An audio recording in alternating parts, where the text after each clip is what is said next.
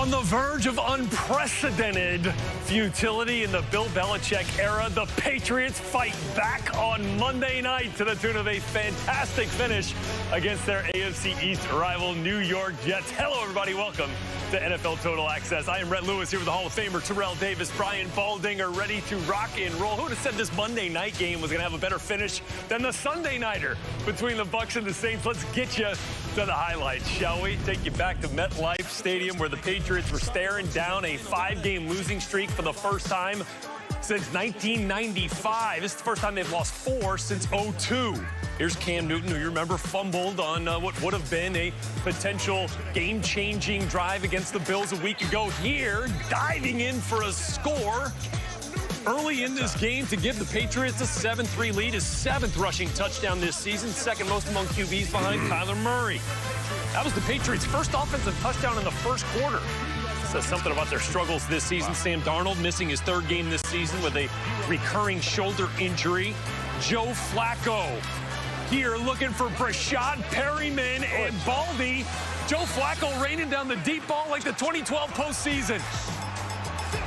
Yeah, I mean, he got the deep ball going. I mean, he finally got some timing with those receivers. Remember, Brashad Perriman was with them with the Ravens. He knows them. All right, maybe I was exaggerating a little bit. But the Jets offense showing some signs of life. So was the defense as well there. All right, so we'll go later in the final seconds of the first half. It's more. Joe Flacco, this time Jamison Crowder.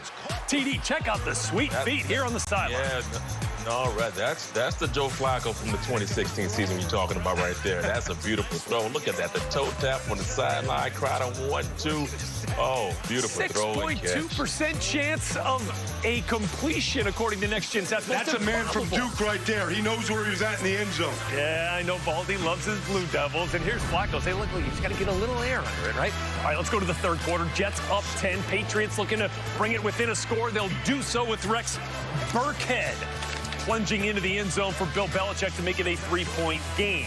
Final seconds of the 3rd quarter here. Jets still up 3. Answering back Brashad Perryman. 2nd touchdown of the game. 2nd time he gets past J.C. Jackson here, Baldy. J.C. Jackson's a great corner. I mean, he lost his balance right there. But if you make a mistake, you got to make him pay. And J.C. Jackson leads this league in interceptions, but you can't play corner on your backside like that. Let's go to the 4th here. Jets up 7, 27-20. Final 6 minutes. Joe Flacco getting a little greedy, TD. Yeah, I mean, he was feeling it, making some deep passes, some explosive plays early. He tried it, but Jackson got him.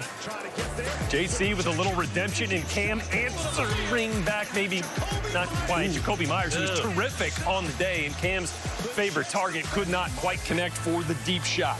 Let's go 6 plays later. After a 4th down conversion, Cam Newton to Demir Bird. 31 yards all the way across field and down to the Jets 3. Nearly dives into the end zone, but his foot was just out of bounds. Patriots, though, knocking on the door here, guys. At the 2-minute warning, Cam, 3rd and goal. QB sneak for the score. Thought they might entertain going for 2, that's what Cam has always done. Yeah. I mean, I feel like he's back at Auburn when he's doing that kind of stuff. They tie it up with the extra point from Nick Folk, and what a great time for the Patriots pass rush to come alive with Dietrich Wise getting the sack on Joe Flacco. Jets would punt it away. Here comes Cam Newton. They got 1 play to get into field goal range, and Cam, with his guy on the night, Jacoby Myers, comes up with the catch, and let's bring on the former Jet, Nick Folk, 51 yards for the win as time expires. Patriots avoid the 5-game losing streak, getting the win. Their 3rd of the season, dropping the Jets to 0-9 on the season. Cam Newton, 27-35, 274 yards and 2 rushing touchdowns on the night. Flacco giving the Jets some juice, especially in the first half, just not enough. They only had a handful of plays in the 4th quarter. The Patriots absolutely dominating in time of possession in the 2nd half. Baldy, what allowed the Patriots to get back into this ball game in the 2nd half after being down 10 at the half? Well, you just mentioned it. You know, the ball possession. I mean, the first drive that they had of the 3rd quarter was 7.5 minutes. The second drive for a touchdown or for a field goal was over 9 minutes. And so they played keep away from the Jets. And then the longer they stayed on the field like that and converted so many third downs, Rex Burkhead, one third down conversion after another, they were able to really develop a rhythm. And that's what the game plan was. It wasn't to go deep. It wasn't to have explosive plays. It was to possess the ball. And that's how Cam played the game. They had Jacoby Myers looking like a pretty good new addition of Julian Edelman in this game, working the middle of the field. And Cam was very efficient, didn't turn the ball over, and made a lot of big throws, and a lot of throws to stay on the field to execute those long drives. And, Baldy, I think what stood out to me was Cam was not trying to do too much in this game. And I think, he looked at the tape and said, there's times when he's trying to carry the entire team. Tonight, it looks like he saw the guys that he was working with. You talk about Myers and the guys out there playing for him.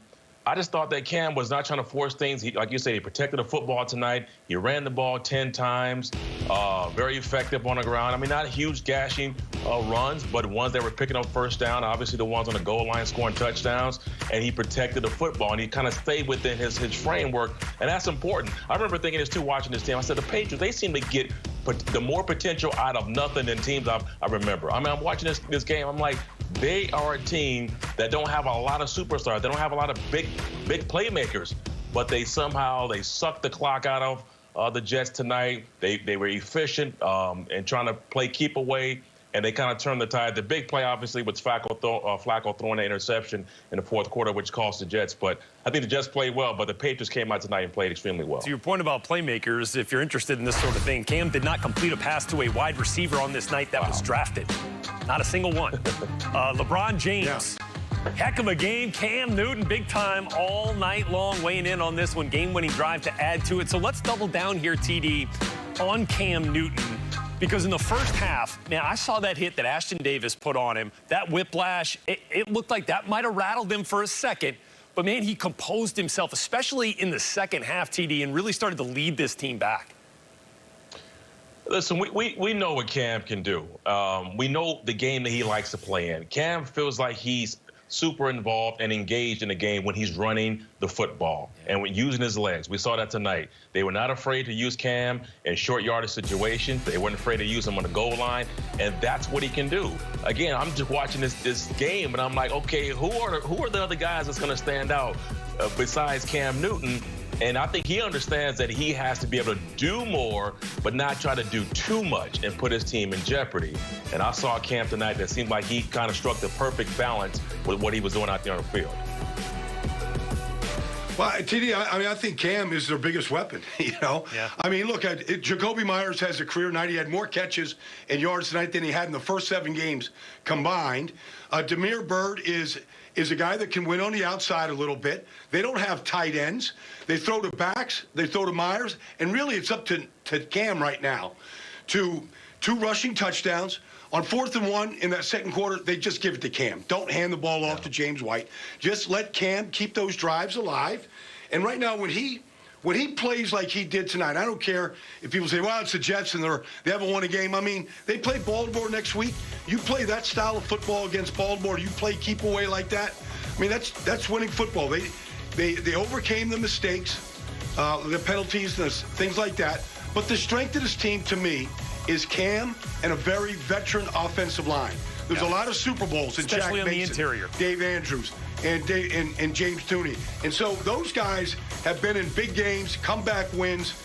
That's the strength of this team, along with Cam, and you got to ride that. Look, for the Jets, this was maybe their best effort of the season. And Baldy, whether it's Joe Flacco or Sam Darnold, to have their top 3 receivers healthy in this game, is that at least something to build on after the way we saw them execute some of those explosive plays? No question, Rhett. I mean, I was around this team a lot in the preseason. I mean, Denzel Mims got hurt the first day of training camp.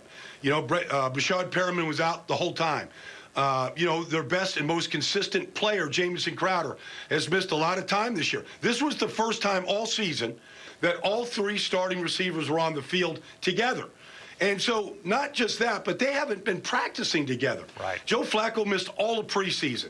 Practice, training camp is important. The season is their training camp right now.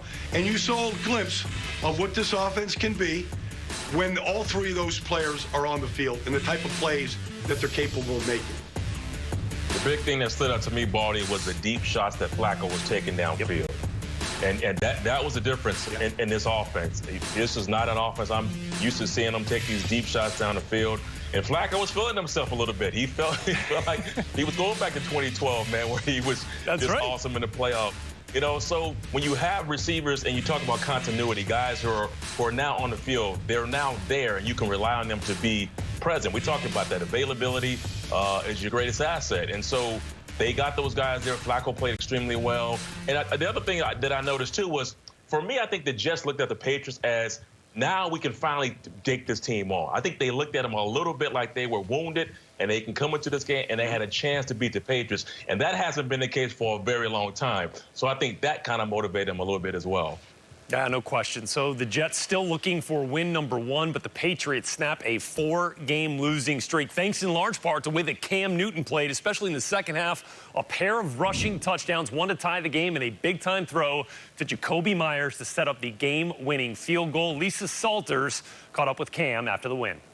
Cam, you told us that you were taking these games very personally. Just what were you thinking as you were leading the team down the field on that last drive?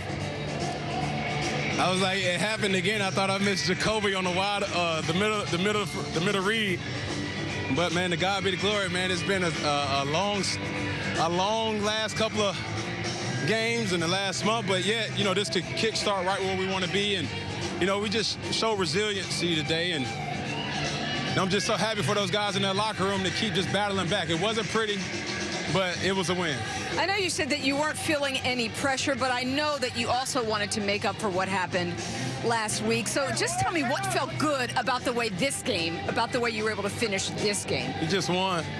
That's it. You know, we just won, and I'm just happy for that. You know, we've been practicing our tails off, and, you know, just to see, you know, hard work pay off, and it's just a great feeling. You know, I haven't felt this in a long time, so it's good.